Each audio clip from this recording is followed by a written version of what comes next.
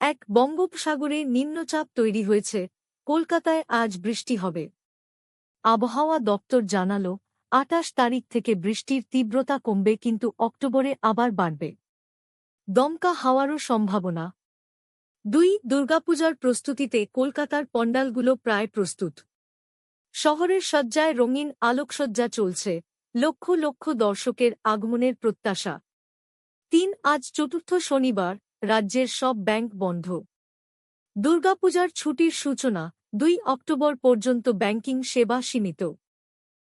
Kolkata high court ২ পরিবারের ৬ সদস্যকে বাংলাদেশ থেকে ফিরিয়ে আনার নির্দেশ দিয়েছে। বীরভূমের বাসিন্দাদের পুশব্যাকের ঘটনায় আদেশ প্রদান করা হয়েছে। দুর্গাপূজা ২০২৫-এর জন্য বিশেষ ট্রেন চালু হবে। রেলওয়ে ঘোষণা করেছে, কলকাতা থেকে বিভিন্ন শহরে অতিরিক্ত গাড়ি যুক্ত হবে ভিড় ম্যানেজ করতে। উত্তর ২৪ পরগনায় ট্রাকের দুর্ঘটনায় এক শিশু নিহত, ২ জন গুরুতর। ক্ষোভিত জনতা পুলিশের ২টি গাড়ি আগুন লাগিয়েছে প্রতিবাদে।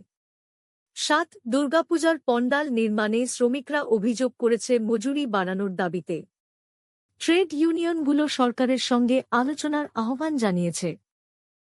কলকাতার রাস্তায় ট্রাফিক চাপ সত্ত্বেও পুলিশ বিশেষ ব্যবস্থা নিয়েছে। পূজার সময়গুলিতে সিগন্যাল সিস্টেম আপগ্রেড করা হয়েছে যাত্রীদের সুবিধায়। দুর্গাপূজায় পরিবেশ রক্ষার জন্য ইকোফ্রেন্ডলি গণেশ মূর্তির প্রচলন বাড়ছে। সরকার প্রতিবাদীদের উৎসাহিত করছে প্লাস্টিকমুক্ত উদযাপনের জন্য। বীরভূমে নতুন স্কুল খোলার ঘোষণা, ৫০০ শিক্ষার্থীর জন্য বিনামূল্যে শিক্ষা।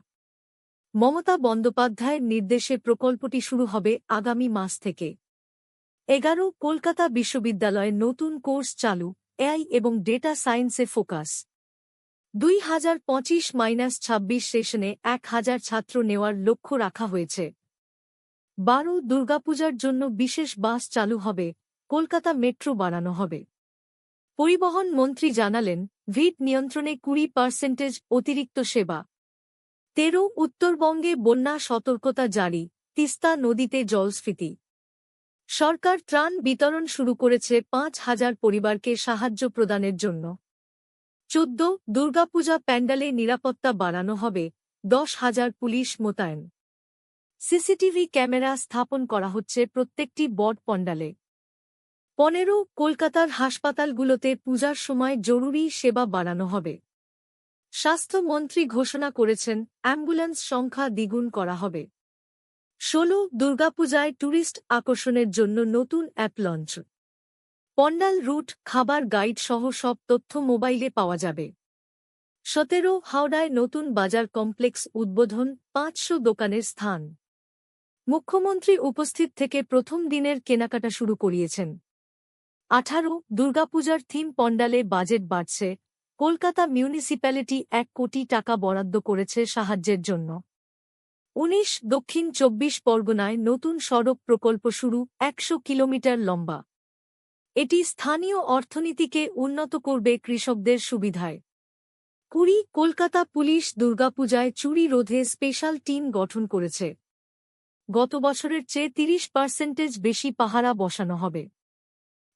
দুর্গাপূজা ২০২৫ ইলেকট্রিক রিকশা চালু, পরিবেশবান্ধব যানবাহন। সরকার ৫০০টি ই-রিকশা বিতরণ করবে শ্রমিকদের মধ্যে। বর্ধমানে নতুন ইউনিভার্সিটি ক্যাম্পাস উদ্বোধন, বিজ্ঞান বিভাগে ফোকাস। ২০০ ছাত্রের জন্য হোস্টেল সুবিধা চালু হয়েছে। দুর্গাপূজার সময় বিদ্যুৎ সরবরাহ নিশ্চিত করতে বিজলি বিভাগ সতর্ক। লোডশেডিং এড়াতে জেনারেটর ব্যবস্থা করা হয়েছে। আসানসোলে শিল্প কারখানায় অগ্নিকাণ্ড, কোনো হতাহত নেই। ফায়ার সার্ভিস দ্রুত নিয়ন্ত্রণ করেছে, তদন্ত চলছে। দুর্গাপূজায় সাংস্কৃতিক অনুষ্ঠানের জন্য বিখ্যাত শিল্পীদের আমন্ত্রণ। রবীন্দ্রসঙ্গীত এবং নাচের প্রোগ্রাম সারা রাজ্যে হবে। মুর্শিদাবাদে নতুন পর্যটন স্পট উন্মোচন, ঐতিহাসিক দুর্গের রিস্টোরেশন সম্পূর্ণ। পূজার সময় বিশেষ ট্যুর প্যাকেজ চালু। কলকাতার স্কুলগুলোতে পূজার ছুটির সূচি ঘোষণা, ২৮ তারিখ থেকে শুরু। অনলাইন ক্লাসের ব্যবস্থা রাখা হয়েছে ছাত্রদের জন্য। দুর্গাপূজার মাধ্যমিকে নিরাপত্তা জোরদার, মহিলা পুলিশ বাড়ানো হবে। সরকার নারী নিরাপত্তা অ্যাপ লঞ্চ করেছে। ২৯ হাওড়া ব্রিজে ট্রাফিক নিয়ন্ত্রণের নতুন ব্যবস্থা, পূজার সময় একমুখী যান চলাচল। এটি জ্যাম কমাবে বলে আশা। ৩০ দুর্গাপূজা ২০২৫ এ অর্থনৈতিক উত্থানের প্রত্যাশা, ২০,০০০ কোটি টাকার ব্যবসা। হস্তশিল্পী এবং ব্যবসায়ীরা উৎসাহিত হচ্ছেন।